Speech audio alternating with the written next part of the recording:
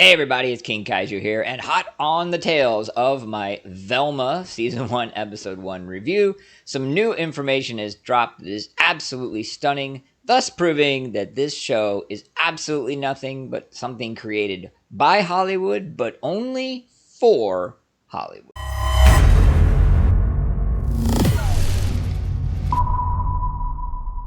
So before we get started, real quick, if you guys could do me a huge favor, hit that subscribe button with the notification icon and like the video. It really helps out a lot. All right, as you guys saw in my review, Velma is absolutely everything that woke Hollywood is all about. It hates the source material. It hates men. It's completely unfunny.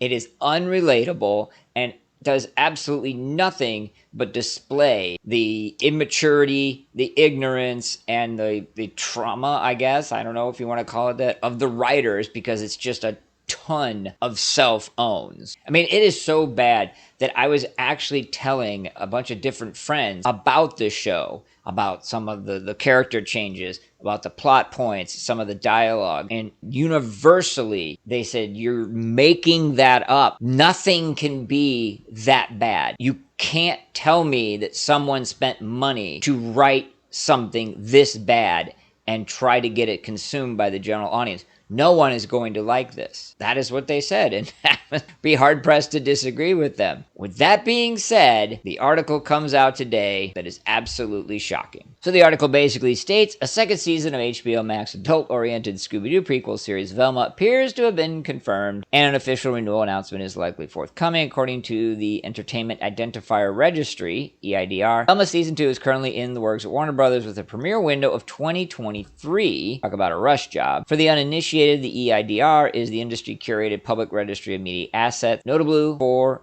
a EIDR user to register a new asset, they must be associated with a party that has been given the registrant role by the EIDR itself. Basically, Warner Brothers is the entity that did submit this, that there's going to be a second season. The article then goes on to review kind of what it's about, real awful boring stuff, but makes this statement. Velma's first season debuted to strong viewership numbers. In fact, Bloody Scooby-Doo prequel can officially boast having the biggest premiere day for any HBO Max original animated series. So the obvious big sort of caveat in there is that it says the biggest numbers for an HBO Max animated premiere. It has no mention of comparison to other HBO Max shows. And in fact, HBO Max really doesn't pump out a lot of animated shows, so what's the real competition? Also, as we're all aware, certainly happened with me, everybody dives into the first episode just to see, either in the case of the uninitiated, what is it all about, or in my case, and many other fellow reviewers,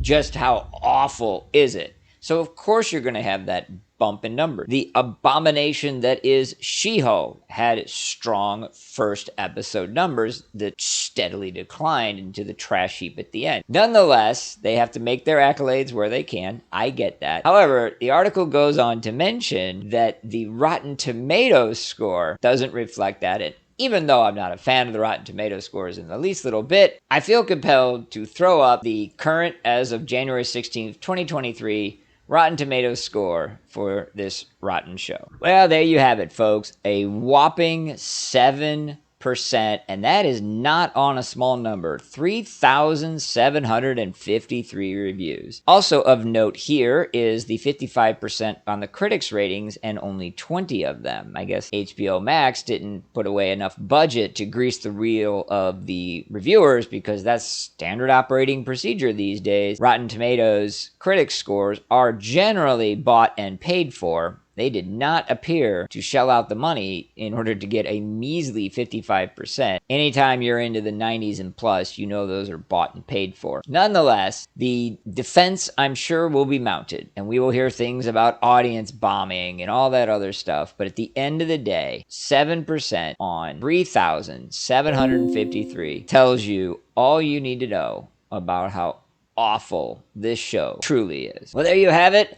A nice breakdown of this, of just awfulness. I was going to subject myself to trying to do episode 2 and just gave up. Can only handle so much self-flagellation. If, however, you'd like to see my take, I will do as the audience demands, but please let me know in the comments section below.